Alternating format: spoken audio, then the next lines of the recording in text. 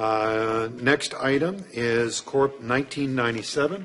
This was pulled by Councillor Gray. Good evening, sir. You have the floor. Good evening. It's my intention to move an amendment, and then whether the amendment carries or not, then just speak briefly to the main motion. Okay. So my amendment is moved by myself, seconded by Councillor Nicholson, that Corp 1997 be amended to change the word "for" to the word "3" in parts 1A, 2, and 3, and the word "January" to "February" in part 3. Just to speak very briefly. Yes, sir. We're going to come and pick it up. Is that okay, sir? Can you give it back later? Sure. Can you speak to it still? I can still speak to it, absolutely. Okay. I don't like the idea of moving to the 4-week schedule. I like the current schedule where we have 2 committees 1 week, another 2 committees the following week, and then the 3rd week is the council meeting. I think it keeps the workload going. If you move to another schedule, I think it's going to back us up in some of the work that we do. We do referrals back to staff. We're looking for that Christmas of getting responses. And if you lop off one week where you don't get, we're not constantly grinding out something, we're going to get behind. And we've seen just in this last month, first of all, the volume of reading material, the budgets that we've been dealing with. And so it's my belief that this is going to backlog us even more, and you'll probably find a heavier workload some weeks because we haven't been able to deal with things quite so crisply.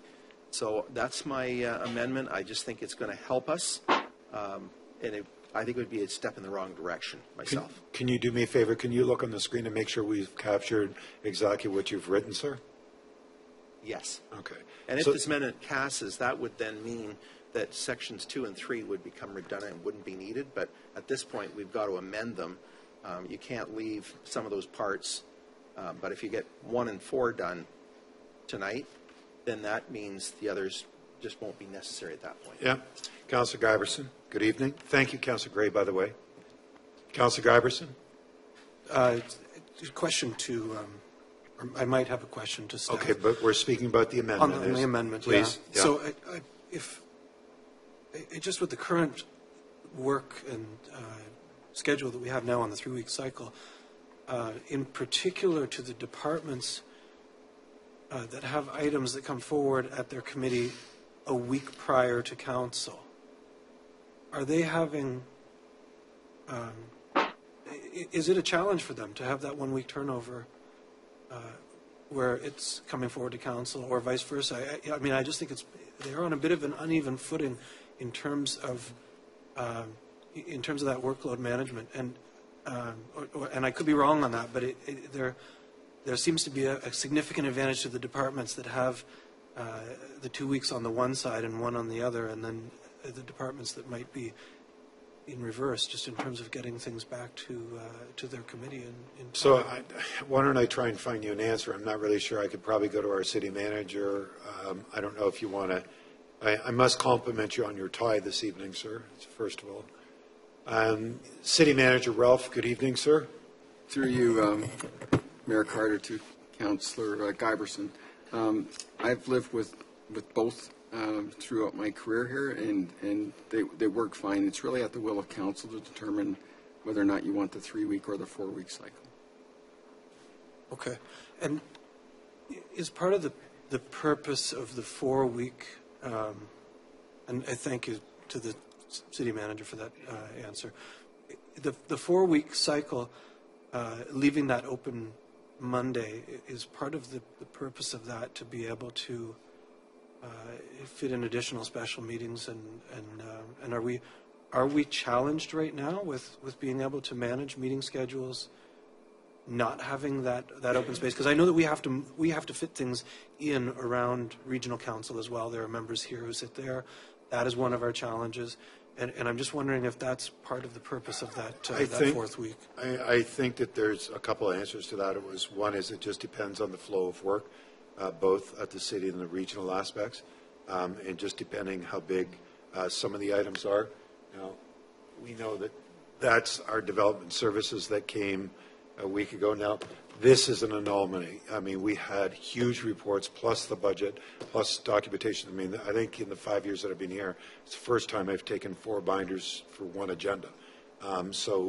That's part of it. But I think that extra week that has happened in the past has helped staff continue to work on a diligent pace. But, you know, I don't want to speak for them. I don't do their work, and it's unfair. So,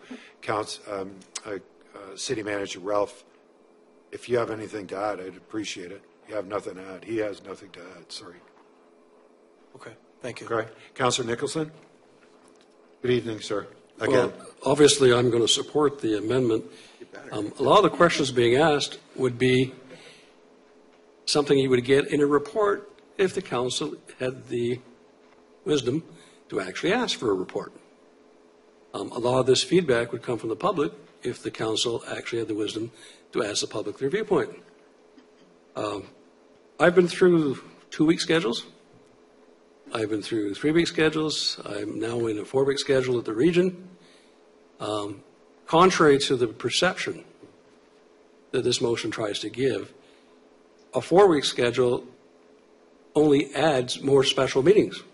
At the region, they went to a 4-week schedule. They didn't like it. They went back to their standing committees. And then they said, we'll only use the committee of the whole meetings every now and then if needed. Now we have an official council meeting on one Wednesday, and every second week after that, we have an unofficial council meeting called a committee of the whole. We are having more meetings due to the longer gapping than we had previously without that. At our own council, since we've gone to a longer turnaround schedule, we've had more special meetings been called. The issue, really, I see in this issue, is that the longer you create the turnaround, the slower your response to community concerns. When we had in the past, when we had a 2-week schedule, we had all committees in 1 week, and the council the next week, and then back to all committees, then back to council. We worked the process faster. The agendas were not as long because we were passing policy, we were making changes, we were giving directions on a regular, tight schedule. And our meetings tended to run a shorter period of time. I fear if we go to a 4-week schedule, then you're going to have, and if it passes, and I hope to God it doesn't, but if it passes that you start in the morning, you're going to work through lunch, you're going to work through dinner, and you might end sometime after 6:30. The problem you have is that the more gapping you put between meetings, the longer the agenda is. And if you think last week's agenda was difficult and to read, if you go to a 4-week schedule, be ready to have more and more items on those agenda meetings. Rather than dealing maybe on average of 20 or 30 items on a council meeting, you're going to be dealing with 40 or 50. So in essence, you've got less meetings, but they're longer. And one of the arguments that was made was that people get tired. Well, if you want to sit through a 6 or 7 hour meeting, I would suggest you would get just as tired. At the region, when they went to the committee of the whole process, some of their meetings started in the morning and ended in the evening. In fact, it became closer to the norm, so it's a situation where everyone's got to vote their own conscience, but I want to put it very simply here. In my decision making, this was real simple. I knew what the schedule was when I ran for office. And if I had gone door to door a year ago and said to my constituents, if you elect me, I will cut down the number of meetings and it will make it less available to you, I may not have been here for the last year. And I don't believe any one of us consulted with our constituents, asking them their thoughts on this change. And until the constituents themselves press for elongated schedules, I think the status quo is what should be defended. On the amendment, Councillor McConkey, on the amendment, please. Thank you. You have your floor. I'm in support of the 3-week, the continuation of what we're doing. But there were certain comments made by the mover of the motion, yourself and Councillor Nicholson, and I would like to just address the fact that we have these long agendas, these long reports and the many binders. There's no need. There's so much repetition. We do not get concise summaries. In a court of law, they have to read a lot, but, the judge will say, give it to me in 5 pages, give it to me in 10. Every report that we're getting, 200, 300 pages, there is repetition after repetition. There's no need. I think that we have to boil it down and get it a little bit more concise. I mean, people talk about talking too much at council, but really, this is where it starts. The reports could be a lot more clear and concise. That's my point. I am in support of the motion, simply because I believe in maintaining what we have. And this goes back to the three-week cycle. Thank you. Thank you. Councillor Chapman. Yeah, thank you, Your Worship. I'm not in support of changing the motion from 4 to 3, and I'll tell you why. Just to add a little bit of clarity from the regional point of view, the Committee of the Whole was set up because we were doing joint committees. So at the region, we have a different system where in certain cases, to have something approved, we need to have somebody, the Committee of Works, might have to have the Committee of Finance and the Committee of Planning all in one. For example, sewer and water. Finance is the one who collects the money, planning is the one that puts it in place, and Works is the one that builds it. We'd also have, subject to the approval of the Finance Committee, Works recommends this, or whoever recommends this to be done. So rather than ad hocly say, okay, we need a joint committee, and so I might show up at 9:30 in the morning, and my committee that I need to be there for with the joint committee might be the third thing on the agenda, not get finished till 1:30 in the afternoon. But I won't know that until we get there. So we made it clear with doing the Committee of the Whole. The reason I like the 4-week schedule, I'll tell you, is a couple of reasons. One is that the region's on the 4-week schedule, and if we don't move to the 4-week schedule, then we're going to have some problems where we're going to be at conflict, where some of us that have to sit on committee meetings at the region or the Committee of the Whole or even the council meeting, how it rotates every 3 weeks. The other thing, I've heard over my time on council in a number of occasions where somebody at a committee meeting, and I'm talking about a city committee meeting, has asked for some information and wants a report, and they want it by the time council comes. And if it's the committee that sits in the second week of that 3-week schedule, which right now is Community Services and Finance, that means staff has very little time to get it done because the agenda comes out on the Thursday. It's not about the next Monday. It's about the agenda coming out and that report being there. That's only 2 days. And I've come in here, as you know, it doesn't give you much time with those 2 or 3 days to find out how you want to do that, what you want to investigate, how you want to speak to it when it comes to council from the agenda that's only going to be 2 days or 3 days after the last meeting. So having that week clear in between there in order for staff to do a more positive response, and what I mean by that is so that staff don't have to rush their response, rush any investigation that we've asked at those committee meetings. They can have it out because it gives them another week to do that. So we're not overburdening them or challenge them as much as what Mr. Ralph says. And I think we have an excellent staff. And if you were to say to them, will you do this? Yes, we're going to get that. We're at the will of council. They constantly say that to us. But they aren't telling us, in some cases, you need to look at some of the work that they're doing when they're doing it. So I like the idea of staying on the 4-week cycle, and so I won't be supporting this amendment. Thank you. Thank you very much, Councillor Chapman. Okay, on the amendment, recorded vote called by Councillor Nicholson. Thank you, Madam Clerk. When you're ready, please. Councillor Nicholson? Yes. Councillor Chapman? No. Councillor Giberson? No. Councillor Gray? Yes. Councillor Hurst? No. Councillor Kerr? No. Councillor Marin-Pietri? No. Councillor Marks? No. Councillor McConkey? Yes. Councillor Neal? Yes. Mayor Carter? No. 4 affirmative, 7 negative. Okay. Councillor Gray? Thank you. A bit disappointed, but I respect my colleagues. So now to the moving the meetings to day meetings. As you know, we have staff sit. Not only do staff, they're participating in our council meetings. They've been here all day long in many cases, and then they're expected to be here. And sometimes we do get very lengthy meetings. Now, when we finally adjourn, I haven't asked staff this, but I'm sure they're probably no different than me. When you go home, you're still keyed up. You've had your council meeting. Sometimes you're a little hungry. Shouldn't snack at night, but sometimes you snack just because you're hungry. And so the next day, I get up early, but sometimes you're not quite as fresh and clear thinking as you might want to be, because we did go into that extra length of time. I don't think it's the end of the world. Well, in fact, I know it's not the end of the world if we met during the day.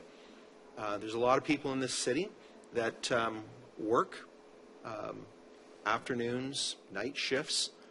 If they have any interest in council meetings, maybe they will come out in the morning. We've had letters indicating from seniors who'd like to come out, but don't want to come out at night because it's dark and all those sorts of things. So I don't think there's an absolutely perfect solution to when you hold your council meetings. But one thing that I find very, very important is that clarity of thought. Most of us are going to be a lot fresher if you start in the morning or afternoon. And I think that's very important. When you get, there are nights here where amendments start flying at midnight. And unless you really carefully look at that wording, sometimes you don't, it's not till the next day you really realize the little trap that sometimes gets set in these amendments. And so I'd just like to see us be able to have that freshness of the day and make our decisions, because after all, that's what we're here for, is trying to make sure we always make the best decisions for the public. The last point I want to make is the silent majority. A lot of people, and I've been asking people when I'm out on my walks, or I'm out at the hockey game, I've asked them about this, and they realize, well, really setting the council times. I don't come out to council meetings, but yeah, John, just want you to make good decisions, and that's where I see it. Years ago, unless you could catch the Rogers broadcast, which I understand is broadcast tonight, and it wasn't always rebroadcast the next day. Sometimes they didn't broadcast them at all. We now have web streaming, and I think that's a very important technological improvement, where people can tune in at any time if they log into the city's site and find out exactly what you said, what your words were, and they can challenge you on that, depending on what you said. So there's no running away from your decision anymore. It's there, and people can call up the actual video. I think times have changed, technology's changed, and as I say, if I can have that clarity of mind, I'm just speaking for myself, but I'm a lot fresher during the day than when I go at night, because sometimes I'm up at 4 in the morning. This seems to be the correct time to get up. But that's me. But again, I respect my colleagues, and I can live with whatever decision, but I certainly will be supporting the move to a day meeting. So did you just say you get up at 4 a.m. in the morning? Yes. Yeah, I don't know what. To actually work? Bob's a senior now, so he has to get up later, you see. I'll put both of you on the list. Councillor Hurst. Thank you, Mr. Mayor. I can agree with bits and parts of Councillor Chapman and Councillor Gray have indicated. And I, too, I'm willing to go with Will Council. And I know it has changed. Anybody who knows me really, really well knows I do not like change. Therefore, I'm on Heritage Oshawa, just saying. And I still have a rotary dial at my house. So, really? Yeah, I have a real telephone, real, like, on the wall and the whole bit. So by nature, I don't like change, but I am mature enough, and I hopefully wise enough, although I'm not as old as the fellow at the end of the table here, to understand that sometimes it's incumbent upon us to embrace a change. And I'm willing to try something new and different. and as someone had indicated, a cultural shift in our community. I'm willing to try it, and not everybody works Monday to Friday, 9 to 5. There are shift workers and other folks that, work various hours that have said they'd be like that, and like Councillor Gray, other folks that I've talked to anecdotally said, like, to them it doesn't matter when we meet, just do the work, please, and get it done. So I'm willing to try this on. I want to give it a shot, because I don't like naysayers. I don't like people shooting an idea down before it's had an opportunity to be in practice. And I think we owe it to ourselves, we owe it to everyone to give it a shot. And the sun will come up the following day. And I think it's something that we should try. Again, like it's new, it's different, and never say never. And I just want the opportunity to see if we can make the process better here, and the turnaround time, and get agendas out and address everything that needs to be addressed, maybe in a more fulsome way, and that everybody has an opportunity to give better attention to the reports, for people to have access to the reports and have an opportunity to study. And instead of maybe just having a couple of days to look over something, they may have more like a week to look something over and ask the questions that need to be asked as a result from all our various committee meetings and talking with our residents. So at this point in time, I'm going to support the motion as it is, sir. Thank you. Thank you. Councillor McConkie? Thank you. I was going to introduce a motion that we actually after Councillor Gray's motion. I know you're going into why you're supporting it, so I just truly believe that we have to have a public survey on this. So if you have a motion, if I may make a suggestion without you speaking, put the motion on the floor if you can move it yourself and second it, and then it'll be up to council to be able to undertake that. Amendment, make an amendment. Amendment. Sorry, that's what I meant. So, yeah. Although I have it in writing, I have it seconded. It's an amendment moved by yourself, second by? Councillor Nicholson. Okay, and the amendment is? To begin, number 1, that following a public survey through the city's Connect Oshawa, if council finds a majority of the public providing input supporting the council meeting time change. And then you continue. Okay, I'm going to hold you there. I'm going to ask Ms. Davis to come pick it up. Just give us an opportunity to write it up and put it on the screen, and then I'll give you an opportunity to speak to it. Fair enough? Yes, thank you. Thank you.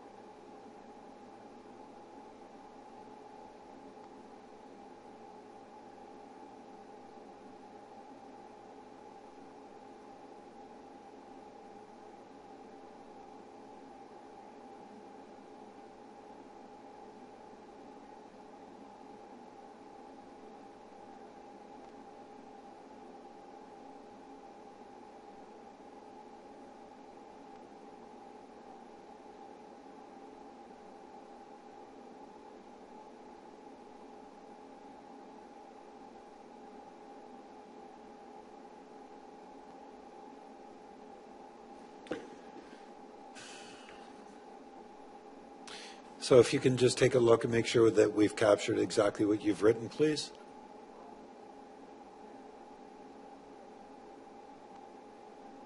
Is that correct? Yes, thank you. Okay, would you like to speak to it at all? Yes, I would. I believe I have to make a sales pitch here. I know I've got some unwilling buyers, but I can tell you, I don't want to go into my personal experience, my eating habits, my sleeping habits. I will just tell you, I am connected with the people I represent. And I would not go out of my way and say this is going to bring an improvement without actually hearing fully. And the public, you know, we invite them to make these online have your says. But when we actually have an issue where the public wants to be heard, they come out in the evening. I know that for a fact. 10 years ago, in this very council chamber, when it was brand new, the time when people could come. Now, maybe this has changed, but I'm not convinced of the improvement at this point. I'm not saying it's the end of the world. I have an open mind on it. But what I've said earlier today, I think you heard me when I questioned one of the delegations about the research. I did look. I can say we can replicate the City of London's online survey. They asked the questions. We haven't. We have not reached out. We're just talking about what's convenient and, you know, our long agendas and, heavy binders. Late. I don't think our meetings are that late. I'm sorry. You know, some of them have gone on with closed meetings. If you know, we don't have a report giving a breakdown, but I don't think the wheel's broken. But if somebody wants to change them, you know, fine, but let's do the process that we do on everything else, that we did on our bylaw for transportation network companies we're doing right now. What else have we done? So many. I'm losing my words here. What was the recent one we've got? Commissioner Adams, if I could ask the one that we just had last week. We had the Uber aspect, public meeting. Well, the transportation one, but we're also doing property standards. Sorry. Yeah. Like, they're out there. We're doing so many. But anyhow, at this point, there's no reason why we need to avoid doing it. And I'm looking at it as avoidance. And I'll tell you, the words that were said to me. Hold up, guys. Okay. That we can become cloistered. And this was a word that was used by someone very close to me a while ago, and I see it. We can become out of touch. When I got into this business now, this new gig, as I call it, somebody said, oh, you'll become just like them. I said, no, I believe in being open, transparent, accountable, because I saw when it didn't work. And I truly believe that at this point, for us to be accountable, we have to go through that public process that we've done on so many other things. And avoidance of it now, I think, you know, I'm not saying it's going to be awful down the road, but we owe it to the people that we represent to say, yes, we want to hear from you on this issue. Thank you. There you go. Thank you. Councillor Nicholson, and then Councillor Marks. Councillor Nicholson, to this amendment, please, sir. Thank you, Mr. Mayor. You're welcome, sir. There's a statement out that's used very commonly these days that you can have your own opinions, but you can't have your own facts. And I think that's what we're getting here. We're getting people coming up with selected facts to justify their opinions as opposed to hearing from the community. Whether you're in favor of this or not, why are you afraid to go to the public? If you sincerely believe that this is the appropriate course of action to take, and that the, quote, silent majority, unquote, support you, then your position won't be harmed by asking them. When did we as councillors suddenly become the font of all knowledge, the font of all wisdom, the total arbitrators of our own decisions? You know, when we want to put in a playground, we ask the public. When we want to look at changing parking regulations, we ask the public. The public is involved in virtually every step of this council. Many of the initiatives brought to this council are a result of public involvement. They're not simply raised by our staff. They're raised because the public either called us or emailed us or wrote us a letter or came to our council meeting, or came to our community meeting, the public is integral to the process of municipal government. And we all, this is the part that's mind-blowing, we all ran and said, I want to be transparent. I want to be accountable. I believe in that. That's my credo as a councillor. I put it in my strategic plan because I believe in that. But on this particular motion, we are neither transparent nor accountable. It doesn't matter whether you support 9:30 or support 6:30. It should never be about the comfort of council. That's the last criteria that should be the deciding factor on whether or not we make this change. The vast majority of the public that's responded to date has said, don't change the time. But I don't know how many more know about this. We sure haven't put any ads in the paper. We haven't told the public that this change is forthcoming. We haven't explained to them the process. There's no report that a member of council can show to a member of the public saying, here's the theory and the reason behind this. What we have is a conglomerate of opinions. And I think for every opinion that's raised in favor of this, I can raise an equally valid opinion saying you're totally wrong. But again, it's not my opinion that should count here. It's not those in favor of the 9:30 starts opinion should count. It's the public opinion that should count. And if they come in and they say, yes, you've convinced me, go to 9:30, fine. That's a legitimate response of council. But if they come back and say no, then this council has a responsibility to listen to them as well. If you move this without public consultation, without passing this survey, you're basically saying that collectively the 11 of us know better than the public. And there's a term that this comes up from time to time in debate. If the public was smart enough to choose us, aren't they smart enough to choose what time the council starts at? And I use that a little bit facetiously, but our whole process of democracy in municipal government is on working hand in glove with the people of our city. We're the lower tier. We're the very group that is closest to the people. It is hard for a member of the public to go up to Parliament and speak to Parliament, or go to Queen's Park, or even sometimes go to the region because it's highly technical. But this is the one place where the public can come in and have their say, express their point of view, and make sure that we, as their directly elected councillors, hear what they have to say. And when we pass regulations or changes that restrict their ability to have that communication with us, especially if we do it without asking them first their views, then we cause people to lose faith in the system. So put it very simply, if you believe this is the right thing to do, ask the public. If you believe it's the wrong thing to do, ask the public. What are we afraid of? Are we actually afraid to hear from the public before we make a decision, and we're going to only hear from them afterwards? That doesn't seem right to me. So I urge you to support this amendment. Thank you very much, Councillor Nicholson.